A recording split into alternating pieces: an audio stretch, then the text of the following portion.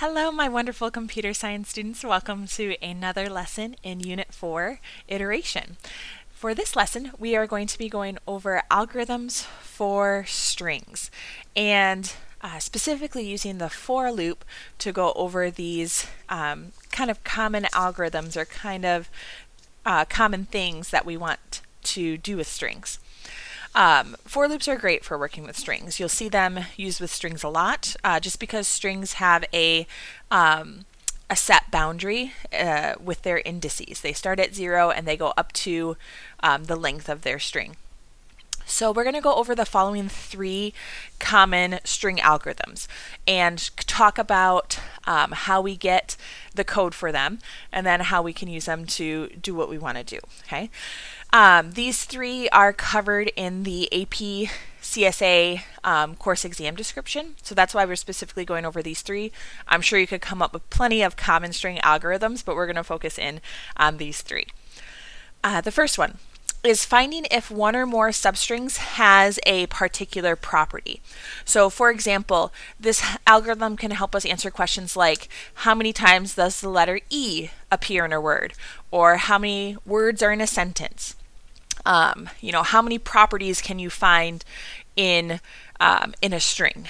Okay, so to help us answer this question, we have kind of this template for the algorithm. Okay, the template is your for loop with your index starting at 0, so starting at the beginning of the word and going up to but not including the end length, and then increasing your index by 1 each time. And what you do, you get the letter of the string, you check if the letter matches whatever condition you're looking for, and you increase some counter variable if it does. Okay. So in a moment, we're going to write the code for how many times does the letter E appear in the word. What I want you to look at, just so this loop makes a little bit more sense, let's look at a quick example here. Like, let's say my word is hello, right? I starts at 0, 1, 2, 3, 4. The length of this is 5 letters. Starts at 0, goes up to 4. Now, if I'm getting one letter at a time, okay, I am looking at like from 0 to 1, a substring from 0 to 1 would get me the letter H. A substring from 1 to 2 would get me the letter E. Okay. So you have to be looking at what your substring method for your string is going to call. And one thing I always want to stress is look at the boundaries. Okay, for all of these, I'm going to be very repetitive and telling you to look at the boundaries. Okay, because we got to know where to stop. It's pretty obvious where we start. Usually is with either the first or the last letter. In this case, it's the first letter, index 0. But where do we stop? If we want to get the last letter and check if it's an E, right? This is going to be the substring from 4 to 5, right? That's how we get the last letter, is using substring 4, 5. Okay, so I is allowed to be 4, and then I can be +1 in my little substring command, to get that little letter. I can be 4. I cannot be 5, because the second I is 5, then I'm going up to a substring of 5, 6. And there's no index 5, and there's definitely no index 6. So I don't want this. The last thing I want is this, meaning I want my I to be 4, and I want the loop to run when my I is 4. I do not want it to run when I is 5. Okay? And that's the boundary. We call that the boundary. So when you're coming up with your condition, you want to be aware of that boundary and set it up so you can not go over that boundary. Okay, so that's why it's set up as I less than word.length, because in my little example here, the length of the word is 5, and I would run if it's 4. The second I becomes 5, the condition is false, and it's going to end the loop. Okay, so that's why I have I less than word.length. Okay, is I can go up to, but not including that index of 5. Okay. So again, let's write the code here for it. We'll use that algorithm we just came up with to write the code. So how many times does the letter E appear in the string var? So a lot of the times you'll be given like generic code like this, where we have an unknown string, and you got to make sure that you can code without using hard numbers. I used the hard number of like length of 5 in my hello example just now, but we want to make sure that we can apply this code to any length of string. Okay, so that's why we're going to have int I equals 0 and I less than var.length. That's why we use the specific code for var.length and not like 5 if we know the length of the word. We don't want to hard code numbers into these algorithms. We want them to be able to work for any size. And then I want to get the letter. So that was the first part. So I just declare a new string called letter, and it's going to be substring I, comma I plus 1, because we talked about how I, comma I plus 1 is how we get a single letter inside the string. We want to check if that letter equals the letter we are looking for, E, and if it does, we want to increase the counter by 1. Okay. And then we increase our index, and we check it all over again. No boundary issues here. Okay? So that would be for a single letter. In the other, I said how many words are in a sentence. This algorithm can help us answer how many words are in the sentence. To figure out how many words are in a sentence, you would just count the spaces, right? Count how many spaces there are, add 1, and that would become the number of words in a sentence. Okay. So whenever you're looking for a specific character or letter or whatever it is, this is going to be the algorithm you use. Algorithm 2, determine the number of substrings that meet a specific criteria. So this would help us answer how many times does the word the appear in a sentence, or is this word a palindrome? Okay, that algorithm you're going to do in your homework is come up with that.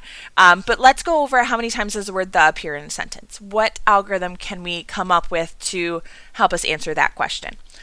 I want to first think of, before I show you kind of the algorithm here, think of an example, because I just like it. Let's say we have the word the, no space. 0, 1, 2, 3, 4, 5. Okay, the. Right? We want our code to count twice. So how can we come up with this code? Well, the last word we want to check, the last substring, is this right here. Right? This is the last thing that needs to be checked in my word. And then as soon as that's checked, I want my loop to be done. Okay? So I want the last substring to be 3, 6. Careful there, right? Because I got to go 6 up to, but not including 6. Okay, I want to include the 5. So that would be my substring code. So that is I, comma I plus 3. Okay, so that's going to be my substring for the word. Now I do this because I want to specifically look at the boundary. Always look at the boundary. Okay, right? What does my for loop header have to have so that I'm aware of that boundary? So I want I to be 3. Right? I want it to be 3, but as soon as it becomes 4, I want my loop to stop, because 4 will cause a boundary issue. Okay? So I want it to be to stop at 4. Okay? So basically, I want to write it so that 3 is less than 4, because once I becomes 4, it'll stop. So how can I get this value 4 without hard coding that number 4? Because remember, we don't want to put any hard numbers into our algorithms. We want it to be generic. Well, the length of this was 6. Okay. So that's what I'm going to use there. I want to use the length of 6. This is going to be, how did I get 4 from a length of 6? It was length minus 2. Okay. Length minus 2. Because I'm specifically searching for the word the, okay, which is 3 letters, my condition has to have length minus 2. And that's what you're going to see here. Okay? And that's the small difference between this algorithm and the first algorithm, is now my boundary here. Word.length minus 2. Okay? For that exact reason we just went over. So you'll get the substring, okay, using I, comma, I plus 3, because that's the word. Again, this is specific to the word the, okay? If you were looking for the word like, which is 4, okay? This would be a 4, and this would be a 3, okay? You can modify it for whatever length you need, but specifically we're going to look at, we're going to work at the word the. Okay, so get the substring I, comma, I plus 3. Check if that substring matches the condition. My condition in this case being, does it equal the word the? And then increase the counter if it does. Okay. So again, I got string var equals an unknown string. My count is 0. Okay. So var is my string. So var.length minus 2, because I'm searching for how many times the word the appears. I get my substring using I, comma, I plus 3. If word equals the, I want to increase the count. Okay. It doesn't come naturally when you're first learning this, okay? I want to make that clear. If it's a little confusing about the boundaries with the strings and the indices and the for loop, that's totally normal, okay? Until you get enough practice where coming up with this kind of does feel second nature, I highly recommend doing what we just did, okay? Coming up with an example like the, right? What's the last thing I want to check? Okay, that's from 3 to 6, right? Going through, okay, that's I to I plus 3, okay? And then what's my boundary, right? I want it to be 3, but I don't want it to be 4, okay? How can I get 4? That's length minus 2, okay? Go through those steps if it helps, right? If that helps you come up with this code, if that makes sense, do it, okay? Come up with an example. The AP exam is going to rely heavily on generic examples here, right? They're not going to give you something. They want you to write the code so that it works for any length of string. And if you need help coming up with that, do your own example off to the side first. Okay. The last algorithm, creating a new string with the characters reversed. Okay. To create a new string with reversed characters, this time you actually want to start at the end of your loop. Start your loop at the end of the word and work backwards. Moving through each letter backwards, append it to a new string until you reach the beginning of the word, right? So before I show you that code, let's do an example, right? Let's say I have my word. I don't know. This is the word. 4, 5.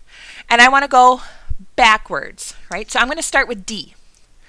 I want to get the letter D, and I want to make it so that it's the first letter of my new word, right? And then I want R, O, W, Y, M. This is the end result. I want a new string that says this. I'm not going to say it. Doubt. Yeah, I want a new string that says that. So what do? I start with D. How do I get the letter D? Okay. Again, generically. Okay, well, let me come up with non-generically first. It would be 5, 6. Right? Substring 5, 6 is how I get that letter D. Now, generically, how do I get that? If I'm moving backwards now, I'm going to call this one I. If I call this 6 I, the 5 would be I minus 1. Okay? And that's just the clue I got to do that was because it says I'm looping backwards. Okay? The other two algorithms I looped forward. So I started at 0 and looped to the end. This one specifically says I'm going to start at the end and go backwards. So if I start at the end and go backwards, I'm going reverse here. I is 6 and then I minus 1. Okay? Until I get to the last one. Right? How do I get that last boundary? I get that by doing 0, 1. I get M by doing 0, 1, substring 0, 1. So again, if I call this I, and this is I minus 1, okay, the lowest, the boundary, I can be 1. I starts off at 6, and I goes down to 1 in my example. And that's, again, that's this specific example. I want it to work for anything. So what do? Well, the 6 I got because that was the length of my word, right? So my loop is going to start off with my I being equal to the length of my word. And then I go down, I'll always go down to 1, okay, because each string starts at index 0, okay, it doesn't go, every string stops at 0. So I'm going to go down to 0, but not including 0, okay. So that's going to be my loop here, okay. I'm going to start off with I being the length of the word. I'm going to go down to, but not including 0.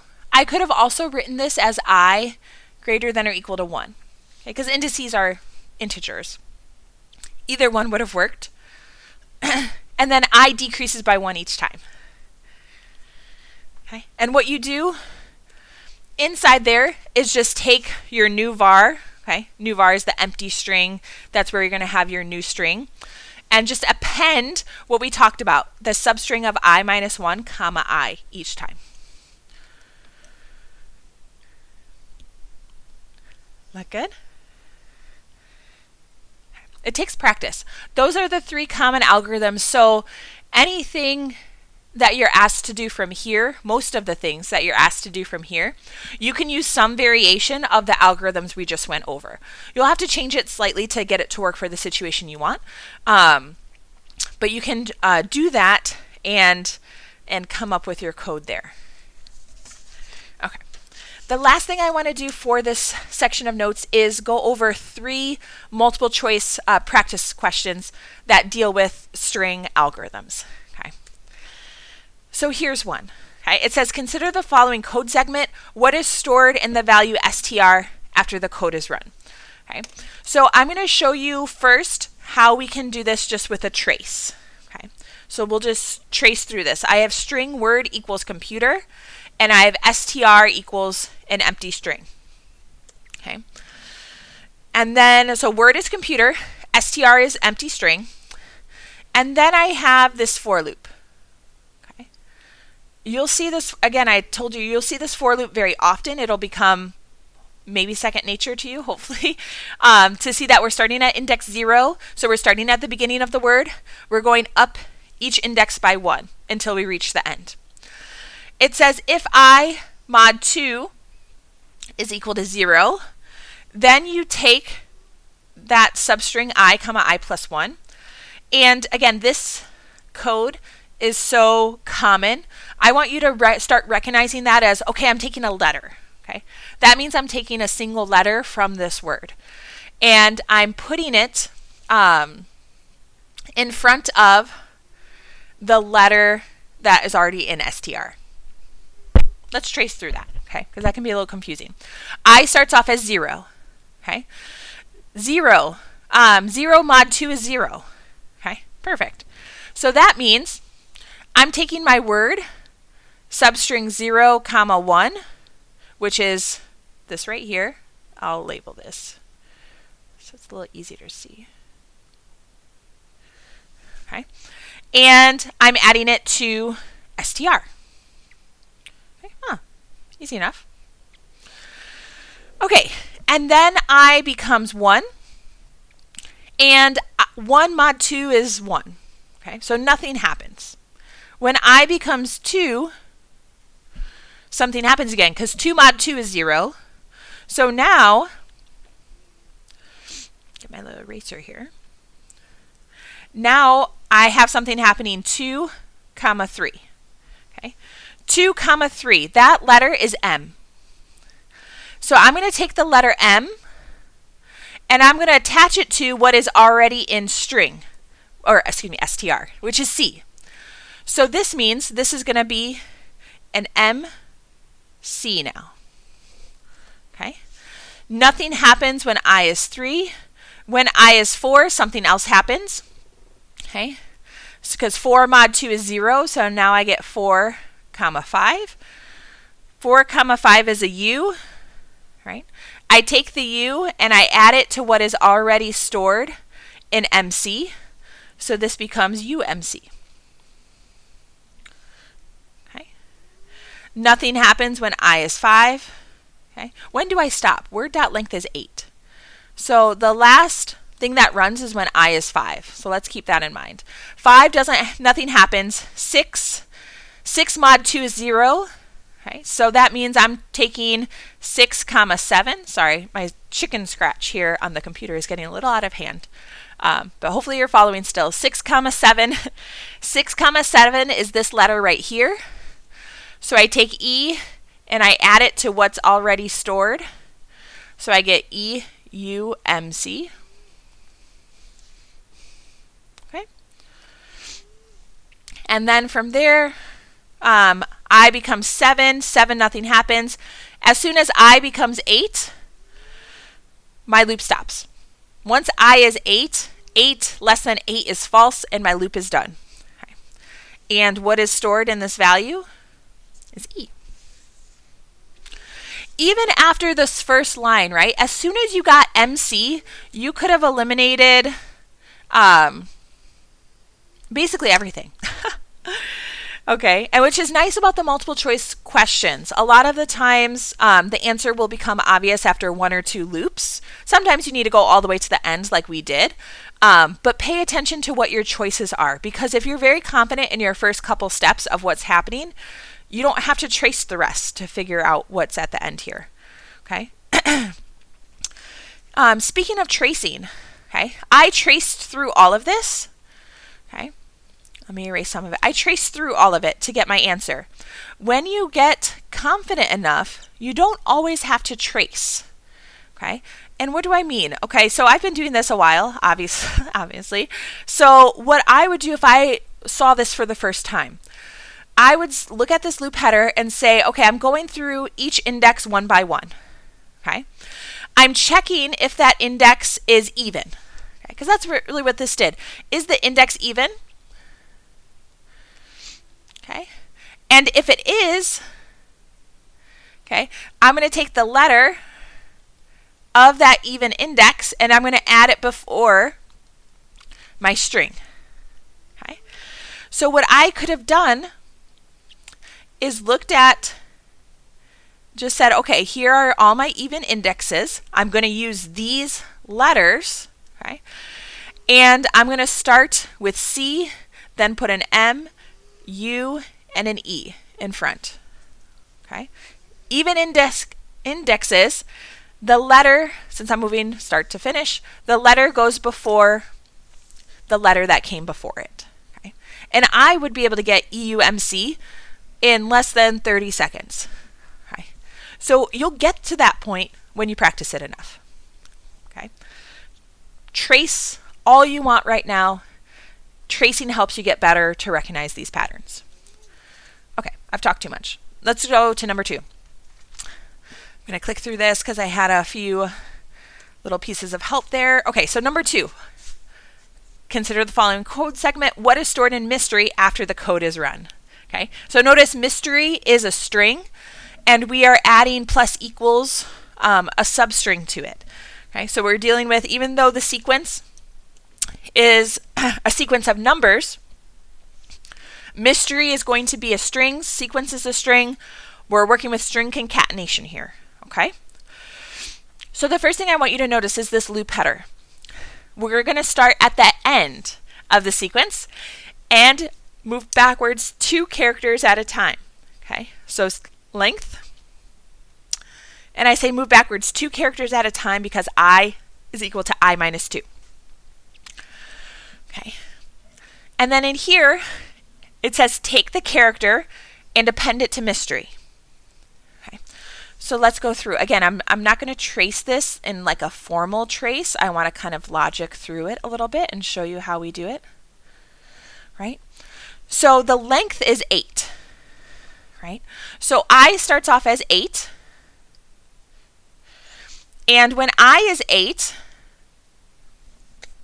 okay, my substring is 7, 8, which is this right here. Okay, so mystery is going to start off with a 2. Okay, because my substring 7, 8, that's going to be that character 2. So right away, because of your choices, you can eliminate B and D. Now, I said up here, I'm moving backwards 2 characters at a time. Okay, so the next one would be I equals 6. 6, 5. What's 5? It's comma 6. Substring 5, 6 is index 5. okay, which is 6 as the character there. Okay, so right away, I know I'm going to be E. Okay, if you continue this, you're going back. You're going back 2 characters at a time. Okay, or 2. You're like skipping 1, going back 2 characters, skipping 1 each time you go through, and appending it to mystery. And this time you're appending it, so you're appending it to the end of mystery. Unlike problem number 1, where we were putting it in front of what was already there. Okay. So yeah, I didn't even have to do a formal trace. I could go through and come up with those sequences on my own. Okay. All right, let's do, this is the last one here. Oops. There we go. Last one here. The code below wants to print off the number of times the word like appears in a sentence. Oh, perfect. We kind of already talked about this. So this is one of our common algorithms. So notice the missing loop conditions. If sentence dot substring I comma I plus 4 dot equals like, we increase our count. Okay, so this is going to count how many times like appears. Which code segment should replace missing loop conditions so that it works as intended? Okay. Yes, so we have to be careful of what we're doing. I can tell you right away, I already know this common algorithm is not going to use E. Okay. Notice all the other ones start at I equals 0. They go up by 1. You just have to pay attention to the condition, right? What's going to be the correct boundary for this one? Okay. And there's a few ways you can think about it. The first way that I've been suggesting is come up with an example. So let's say you have a length of 10. Let's say your sentence is 10 characters, right? The last character, you can go up to 10, okay? Now, if you can go up to 10, that means 6 is going to be your last index I, right? So if 6 can be your last index, that means you want to go up to, but not including 7. And how do we get 7 from 10? We take the length minus 3. Okay? So C would be our answer there. Length minus 3. Okay, so that's one way of doing it. Kind of, again, like an example. Okay? Like an example. Another way, just in case this helps anyone else. So this is the code we go through. I plus 4 equals sentence.length. So we said this can be the length, equal to length. I plus 4, that can be the length for the index. Okay. If we rearrange that mathematically, it says I is allowed to be sentence.length minus 4. Okay. You can have that be sentence.length minus 4. Okay. You want to include sentence.length minus 4. You don't want to include the one up from that. Okay. And one more is that length minus 3, okay, for that value C. One more than that would be length minus 3, if you were to add one to it. Okay, so if you're a little bit more of a math brain thinker, maybe that makes a little bit more sense to you. If that doesn't make sense, don't worry about it. Use the example, okay? You can always just use a generic example to kind of figure out these boundaries. Okay. All right. That brings us to the end of today's lesson, Algorithms for Strings. Thank you guys so much for following along. Remember that practice goes a long way in helping you feel more comfortable with these algorithms. So please practice and please ask questions where you need it. Okay? Have a great day, everyone.